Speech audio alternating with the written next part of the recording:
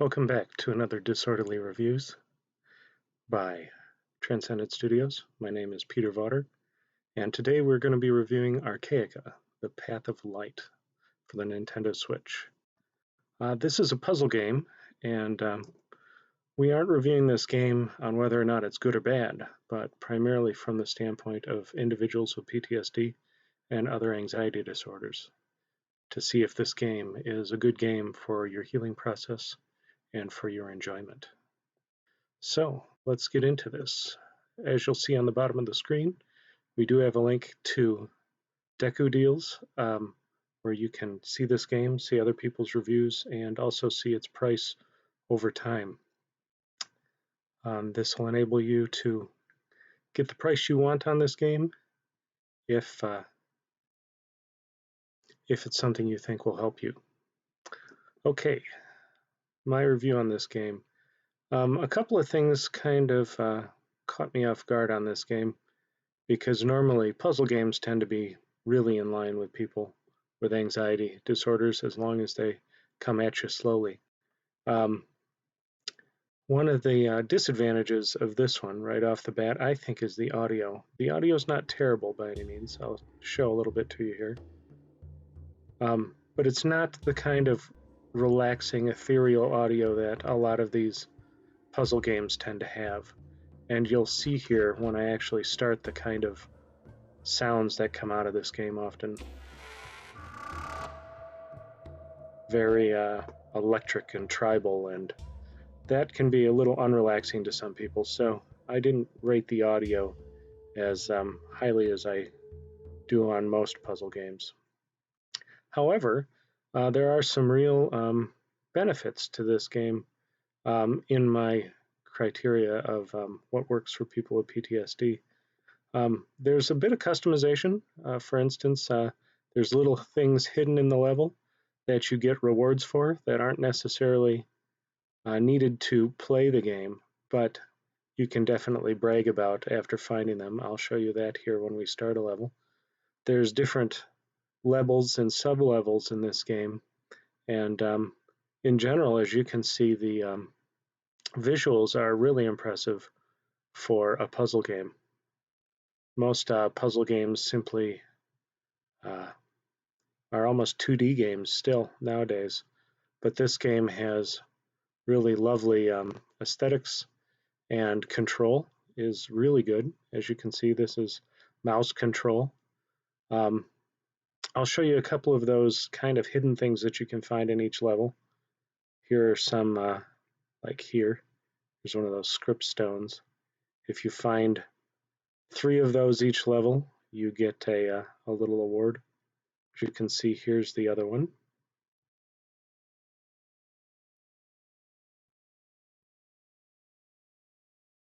And it has a little bit of story to it, which is kind of neat. And not a lot of puzzle games have story.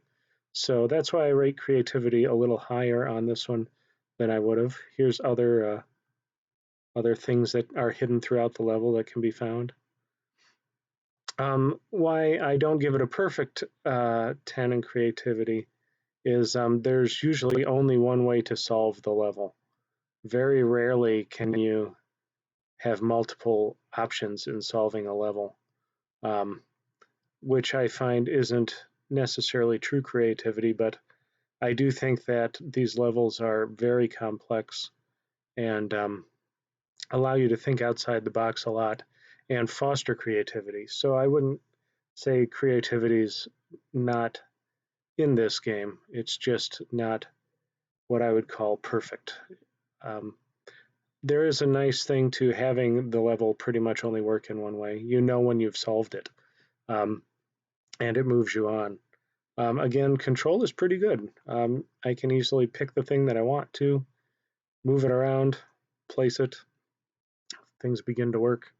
The bite-sized of this game is great. You can stop at any time in any level, and it'll remember where you're at simply by going to the main menu. And that's terrific. So even if you're in the midst of a level and don't have time to keep going or are getting confused or tired of the level, you can simply stop and go back to the main level. You can also reset, or the main menu, you can also reset your progress in a level. You can turn the music up or down. There's control settings. So all in all, I think it's a really high quality puzzle game. A lot better than most. Now the price is a little higher than I paid for it originally. I paid for this years ago, and it was well under the dollar mark. But now that the online e-store limits everything to $2, I think that's about as low as you can get this game for. So that knocked down the value a little bit for me. And as puzzle games go, it's got a lot of puzzles for $3, which I think is what its current low is at. But something to be very aware of, these puzzles get difficult fast, really quickly. Normally I can walk through most of these games without batting an eye, but this game got difficult much faster than I thought it would.